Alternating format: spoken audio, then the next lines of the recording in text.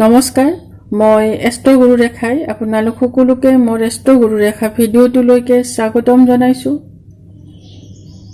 বহাগ মাহৰ আৰম্ভণি হ'ল, নতুন বছৰ এটাৰ আৰম্ভণি হ'ল।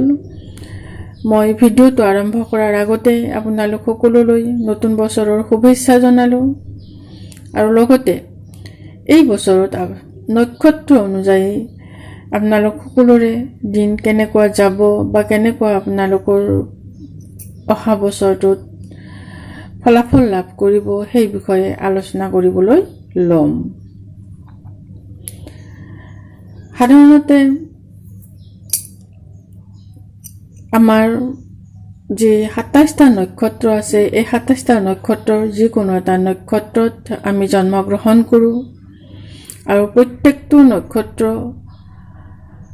অনুযায়ী প্ৰত্যেক বছৰে আমাৰ ফলাফলবোৰ বেলেগ বেলেগ হৈ থাকে।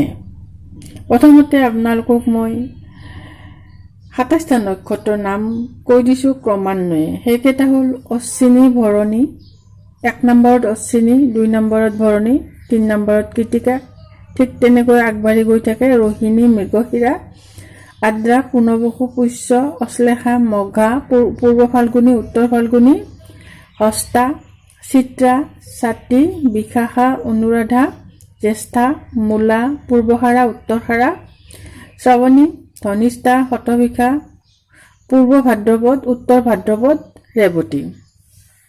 এই ২৭টা নক্ষত্ৰ আমাৰ এটা বছৰত ৯টা ভাগত ভাগ কৰা যায়। এই ভাগকেইটা হ'ল পৰ্বত, স্বৰ্গ, গগন, ক্ৰোৰ, শংখ, সমুদ্ৰ, পৃথিৱী বা ধৰণী, ৰসাতল, চক্ৰ। এই যি ৯টা ভাগত পৰে, এই ৯টা ভাগত তিনিটা তিনিটাকৈ আচলতে নক্ষত্ৰবোৰে যায়। এই নক্ষত্ৰবোৰ এই ভাগ অনুযায়ী ৰিজাল্ট পায়, অৰ্থাৎ ফলাফল লাভ কৰে বছৰটোত। আপোনালোকৰ যদি সৌৰণী আছে তাতে নিশ্চয় এটা শব্দ পাবই যে আপুনি হয়তো স্বাতী নক্ষত্ৰত জন্মগ্ৰহণ কৰিছে, হয়তো শতভিষা নক্ষত্ৰত জন্মগ্ৰহণ কৰিছে বা যিকোনো এটা পূৰ্বহাৰা নক্ষত্ৰত জন্মগ্ৰহণ কৰিব পাৰে। সেইমতে আপোনালোকৰ যি সৌৰণী আছে বা কুষ্ঠি আছে তাত আপোনালোকৰ নক্ষত্ৰটো চাই ল'ব। এই মোৰ ভিডিঅ'টোত মই আপোনালোকৰ নক্ষত্ৰ অনুযায়ী বৰ্ষচক্ৰ গণনাৰ উপৰিও যদিহে আপোনালোকৰ বছৰটোৰ ফলাফল কিবা বেয়াৰ ফালে গৈছে তাৰ উপায়ো দিম। সেয়েহে আশা কৰোঁ আপোনালোকে ভিডিঅ'টো সম্পূৰ্ণকৈ চাব। মই বহুত জটিলভাৱে নিদিওঁ, আপোনালোকক মই ৯টা ভাগৰ নামটো ক'ম, তাৰ লগতে মই যি 3টা নক্ষত্ৰ পৰিছে সেই 3টা নক্ষত্ৰৰ বিষয়ে ক'ম, নামটো ক'ম। আপোনালোকে তেতিয়া ধৰিবলৈ পাৰিব আপোনাৰ সৌৰণীত থকা নক্ষত্ৰটো, লগতে ইয়াৰ ফলাফলটো পাব আৰু যদি তাৰ ফলাফল ঠিক নহয় তাৰ ৰিমেডিটো একেলগত কৈ যাম। তেনেহ'লে আহক জানো আমাৰ নতুন বছৰৰ বৰ্ষচক্ৰ গণনা, বা আমি নিজাববীয়াকৈ এইখিনি কথা যেতিয়া আপোনালোকে শুনিব, মোৰ ভিডিঅ'টো যেতিয়া শুনিব, আপোনালোকে নিজেই আপোনালোকৰ ফলাফলটো গম পাই যাব। প্ৰথমতে কওঁ পৰ্বতত পৰিছে শতভিষা, পূৰ্ব ভাদ্ৰপদ, উত্তৰ ভাদ্ৰপদ। আৰু এই তিনিওটা নক্ষত্ৰত যিবোৰ ব্যক্তিয়ে জন্মগ্ৰহণ কৰিছে তেওঁলোকৰ বাবে যথেষ্ট শুভ সময়। তেওঁলোকে যথেষ্ট ধন পাব, বিভিন্ন চ'ৰ্চৰ জৰিয়তে, বিভিন্ন উৎসৰ জৰিয়তে তেওঁলোকৰ জীৱনলৈ ধন আহিব। গতিকে আপোনালোকৰ কোনো ৰিমেডিৰ প্ৰয়োজন নাই বা কোনো ধৰণৰ দান কৰাৰ প্ৰয়োজন নাই। এইবাৰ ধন ঐশ্বৰ্য বিভূতিয়ে আপোনালোকৰ জীৱনলৈ সুখ কঢ়িয়াই আনিব। দ্বিতীয়তে হ'ল স্বৰ্গ। এই স্বৰ্গ পৰিছে উত্তৰহাৰা, শ্ৰৱণী, ধনিষ্ঠা। এই তিনিটা নক্ষত্ৰ যিবোৰ ব্যক্তিয়ে জন্মগ্ৰহণ কৰিছে তেওঁলোকৰ বাবে এবাৰ স্বৰ্গীয় সুখ। স্বৰ্গ মানে স্বৰ্গীয় সুখ। আপোনালোকে যিকোনো ধৰণৰ সুখেই লাভ কৰিব পাৰিব বুলি মোৰ বিশ্বাস। 3 নম্বৰতে আহিছে গগন। গগনত পৰিছে স্বাতী, বিশাখা, অনুৰাধা। এই তিনিটা নক্ষত্ৰত যিয়ে জন্মগ্ৰহণ কৰিছে তেওঁলোকৰ এইবাৰ মান ভঞ্জন অৰ্থাৎ নিজৰ সন্মান লাঘৱ হোৱাৰ যোগ দেখা যায়। আপোনালোকে যিকোনো ক্ষেত্ৰতে অপমান পাব পাৰে, হয়তো আনৰ দ্বাৰা লাঞ্ছিত হ'ব পাৰে। তাৰ বাবে আপোনালোকে উপায় কৰিব, দান কৰিব। ৰূপা, যি অকণমান ৰূপা আপোনালোকে দৰিদ্ৰক দান কৰিব, নতুবা মন্দিৰত হ'লেও দি আহিব। সোণ যদি নোৱাৰে তাৰ মূল্য অলপ দিব। তাম আৰু বস্ত্ৰ, এইখিনি বস্তু আপোনালোকে পাৰিলে দান কৰিব। আৰু আচলতে অপমানৰ পৰা ৰক্ষা পৰিবলৈকে ভগৱান শ্ৰীকৃষ্ণৰ শ্যামন্তক মণিহৰণ যিখিনি অধ্যায় আছে সেইখিনি অধ্যায় মাজে মাজে শুনিব পাৰে বা পঢ়িব পাৰে। তাৰে পিছত আহোঁ ক্ৰূৰ। ক্ৰূৰত পৰিছে জ্যেষ্ঠা, মূলা, পূৰ্বহাৰা। এই তিনিটা নক্ষত্ৰত যিকোনো এটা জন্মগ্ৰহণ কৰা ব্যক্তিসকলৰ বাবে এইবাৰ সৰ্বসুখ। আপোনালোকে কোনো ধৰণৰ চিন্তা কৰাৰ কোনো প্ৰয়োজন নাই। এইবাৰ বহাগ মাহৰ পৰা চ'তলৈকে আপোনালোকে সৰ্বসুখ পাব। চাৰিওফালৰ পৰা আপোনালোকে মানসিক শান্তি পাব। টকা পইচাৰ ফালৰ পৰা আপোনালোকৰ ভাল হ'ব। গতিকে আপোনালোকৰ কোনো ধৰণৰ দান দিয়াৰ প্ৰয়োজন নাথাকে। তাৰপিছত আহোঁ শংখ। শংখত পৰিছে পূৰ্ব ফাল্গুনী, হস্তা, চিত্ৰা। এই তিনিটা নক্ষত্ৰত যিয়ে জন্ম লাভ কৰিছে, এই তিনিটা নক্ষত্ৰৰ যিকোনো এটাত যিজনে জন্ম লাভ কৰিছে তেওঁলোকৰ বাবে এইবাৰ মহালক্ষ্মী বসতি হ'ব।